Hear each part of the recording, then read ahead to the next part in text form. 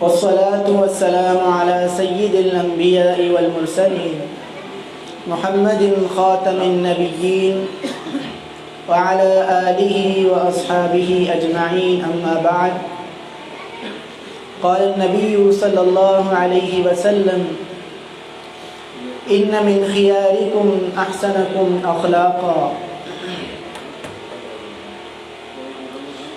محترم سامعین اکرام، اسلامی زندگی میں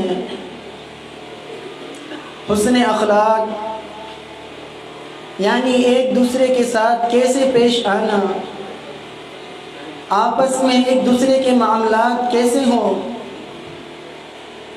ایک دوسرے کے ساتھ رویہ کیسے ہو، اسی طرح بہترین اخلاقی مظاہرہ کرنا، سچائی کے ساتھ پیش آنا، حسن سیرت کے ساتھ پیش آنا، امانت داری کے ساتھ پیش آنا.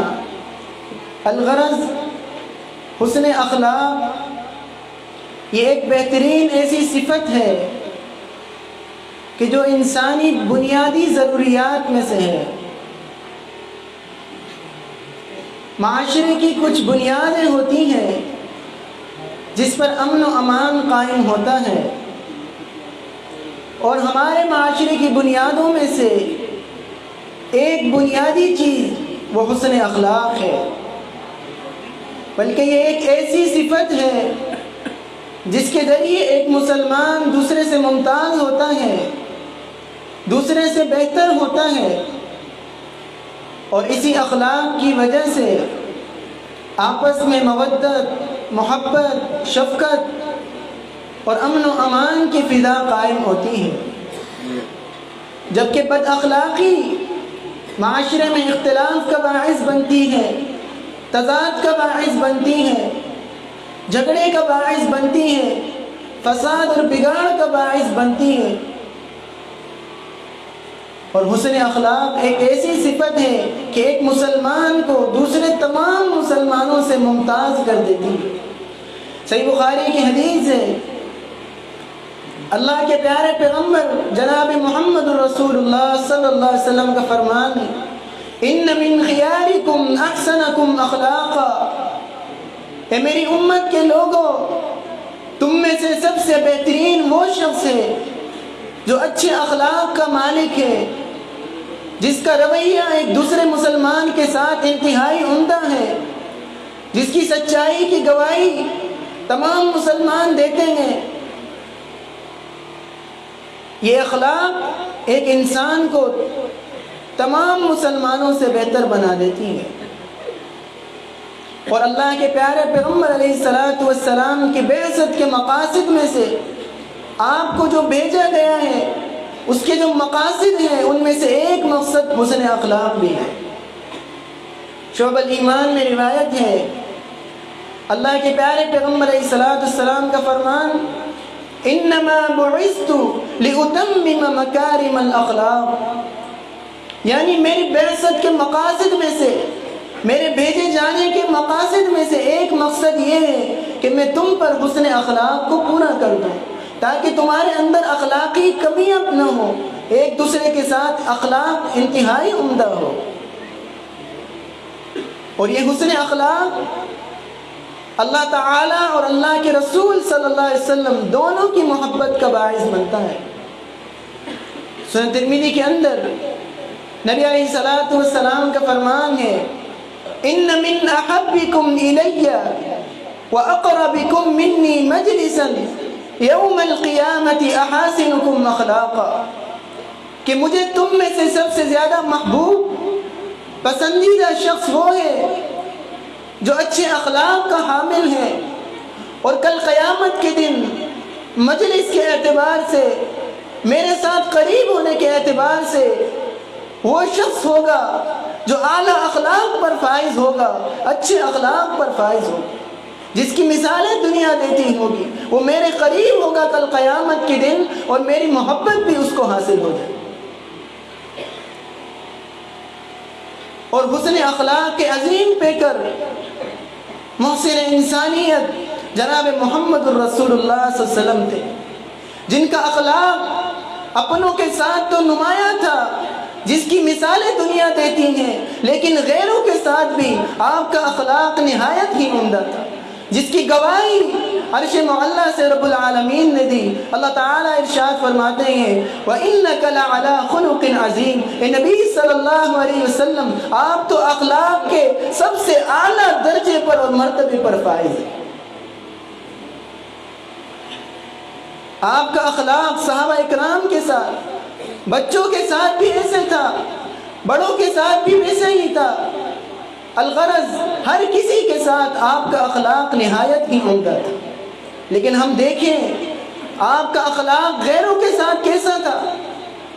فتح مکہ کا موقع ہے، اللہ کے پیارے پیغمبر علیہ الصلوۃ والسلام اپنے صحابہ اکرام کے ساتھ مکہ میں داخل ہوتے ہیں، بڑی شان و شوکت کے ساتھ داخل ہوتے ہیں اور مکہ فتح کر لیتے ہیں، اور مشرکین سامنے اللہ کے پیارے پیغمبر علیہ السلام کی جانی دشمن آپ کے لیے ساری زندگی آپ کی قتل کی سازش کرتے رہے، آپ کے جانی اور مالی دشمن آپ کو اور آپ کے صحابہ کو کیسی کیسی تکالیف پہنچائی، جس کا تذکرہ احادیث میں ملتا ہے، اور مشرکین بھی یہی سمجھ رہے تھے کہ آج ہمارے لیے موت کا دن ہے۔ اللہ کے پیارے پیغمبر علیہ السلام اور صحابہ داخل ہوتے ہیں، صحابہ اکرام بھی یہی سوچ رہے ہیں الیوم یوم الملحمہ، آج کا دن تو خون کا دن ہے، آج کا دن بدلہ اور قصاص لیا جائے گا۔ اور مشرکین بھی بڑے کانپ رہے ہیں، ڈر رہے ہیں کہ آج ہم سے بدلہ لیا جائے گا، لیکن اب انتظار ہے اللہ کے پیارے پیغمبر علیہ السلام کے الفاظ کا کہ آپ کیا حکم صادر کرتے ہیں۔ اللہ کے پیارے پیغمبر علیہ السلام کا یہاں حسن اخلاق دیکھیے، آپ کے جانی دشمن ہے، آپ کے لیے قتل کی سازشیں کی، فرمایا لا تثریب علیکم اليوم واذهبوا فانتم الطلقاء، آج جاؤ، آج تم پر کوئی قصاص نہیں، تم سب کو میں نے معاف کر دیا۔ یہ ہوتا ہے حسن اخلاق غیروں کے ساتھ بھی۔ آج ہم اپنے معاشرے میں اگر نظر دوڑائیں تو ہمارے اندر اخلاقی کوتاہیاں بہت ہی زیادہ ہیں، بچے سے لے کے بڑے تک ہر ایک میں اخلاقی کمی اور کوتاہی ہے۔ یہی وجہ ہے جب ہم غیر مسلموں کو دیکھتے ہیں ان کا اخلاق ہم سے نمایاں اور ممتاز نظر آتا ہے۔ یہی وجہ ہے کہ ایک غیر مسلم دن بدن ترقی کیے جا رہا ہے اور مسلمان نیچے سے نیچے ہوتا جا رہا ہے۔ وجہ کیا ہے؟ ہمارے اندر اخلاقی کمیاں ہیں، امانت داری نہیں ہے، کاروبار میں سچائی نہیں ہے، ایک دوسرے کے ساتھ رویہ اچھا نہیں ہے۔ اگر بات کرتے ہیں تو گالی گلوچ سے آغاز کرتے ہیں، اگر کوئی ہمیں کچھ کہہ دے اس کا بدلہ لینے کے لیے پوری زندگی اس کے پیچھے لگ جائے۔ کبھی نبی علیہ الصلوۃ والسلام کی سیرت کی طرف بھی نظر دوڑائیں کہ پورے پورے قافلے آپ کے اخلاق کی وجہ سے اسلام میں داخل ہو جاتے ہیں۔ ثمامہ بن اسال کا واقعہ رضی اللہ تعالی عنہ، یہ ایک کافر قبیلے کے سردار سے اسلام سے قبل صحابہ اکرام رضوان اللہ علیہم اجمعین کو گرفتار کر کے لے آئے، مسجد نبوی کے ستونوں کے ساتھ باندھ دیا گیا۔ اللہ کے پیارے پیغمبر علیہ السلام ثمامہ بن اسال کے پاس آتے ہیں، ثمامہ اللہ کے پیارے پیغمبر علیہ السلام کی طرف دیکھنا گوارا نہیں کرتے اور کیا کہتے ہیں ان تقتل ذا دم، اگر آپ قتل کریں گے تو ایسے شخص کا قتل کریں گے جس کا قصاص لیا جائے گا، جس کا بدلہ لیا جائے گا۔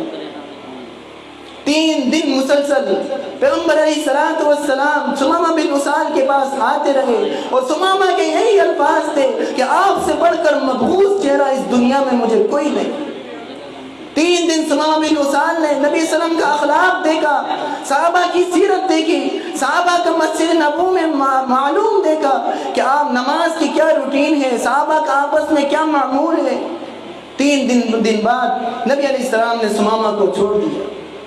ثمامہ جیسے ہی جاتے ہیں غسل کر کے واپس آ جاتے ہیں. اے ثمامہ وجہ کیا ہے, کیوں واپس آئے ہو؟ فرمایا کہ اشہد ان لا الہ الا اللہ واشہد ان محمد عبدہ رسول. آج ثمامہ مسلمان ہو گیا ہے. وجہ کیا ہے؟ آپ کا اخلاق انتہائی عمدہ تھا, جس کی وجہ سے آج ثمامہ نے اسلام قبول کر.